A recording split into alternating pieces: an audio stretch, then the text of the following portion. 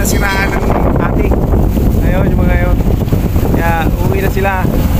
Dalawang katik yung nasira sa kanila. Kaya kailangan natin sabayan dahil sila lang yung nakakaalam ng buya. Panoorin nyo yung ating vlog, yung mga pingwit natin dyan. Panoorin nyo mga idol. Salamat sa mga subscriber. Shoutout sa inyo lahat. Ayan, may nahuli nandun sa dulo, dadalhin dito sa gitna. Ayan ang ating kasama. Ayan, bitbit niya na, oh. Nahuli niya yan yung habang tumatakbo yung bangka. So ito naman yung kasunod na pamimingwit. Naka-steady lang tayo habang nagpapadala sa daloy ng hangin at alon. Ayan, palutang-lutang lang tayo dyan sa alon. Ito yung isang uri ng pamimingwit. So bali, isang nakalutang lang na nylon na panglamadang pa rin ang ating gamit. Tapos yung itong hawak natin, ayan, ako yung nakadilaw. Ayan yung nilulubog lang sa tubig. Ayan, may malaking ano yan na pampabigat para pumunta sa ilalim yung ating bingwit. So yung nakalutang na yon, maliit lang yung pampabigat para hindi siya lumubog.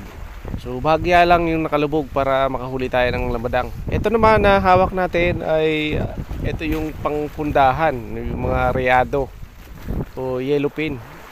Ayan, mga porting dipa galing sa ibabaw papunta sa ilalim ang ating binababa dyan na nylon.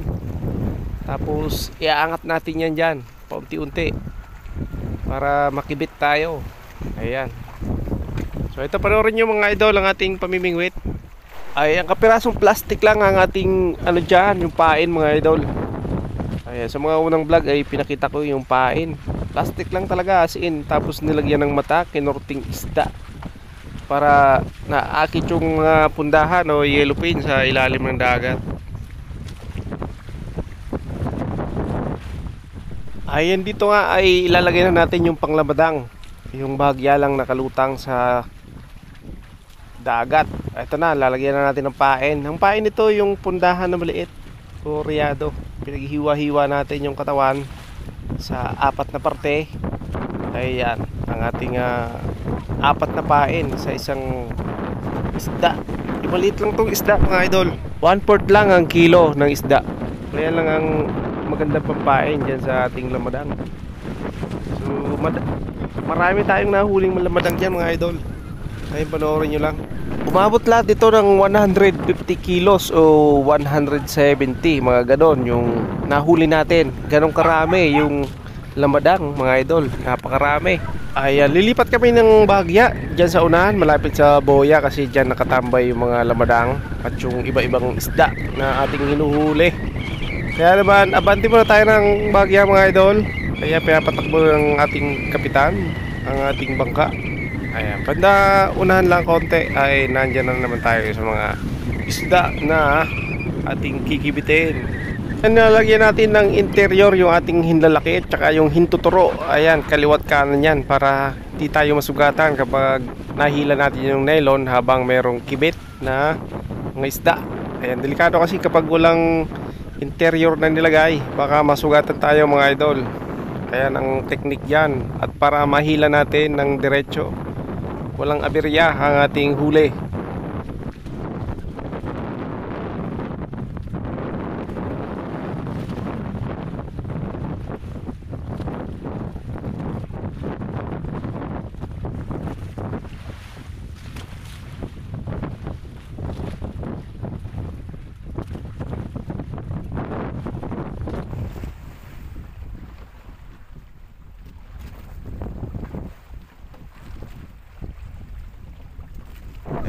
Huli na naman lamadang.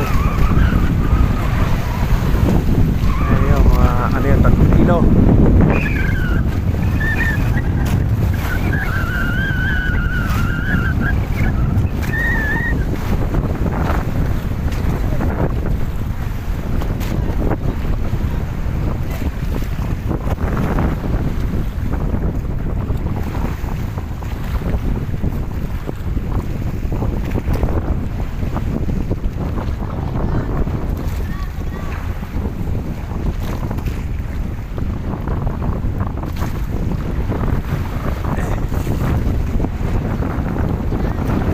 Ayun, may huli.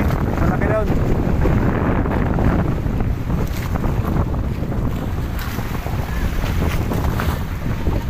huli, tig-isa sila.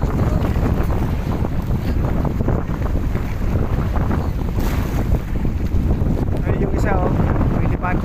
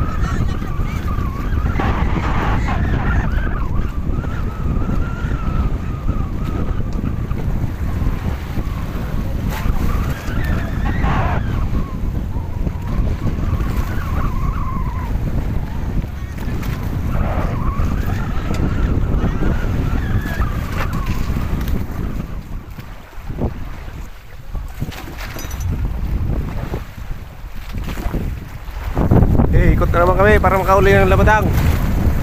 Daming lamadang dito sa buya. Ayun yung buya.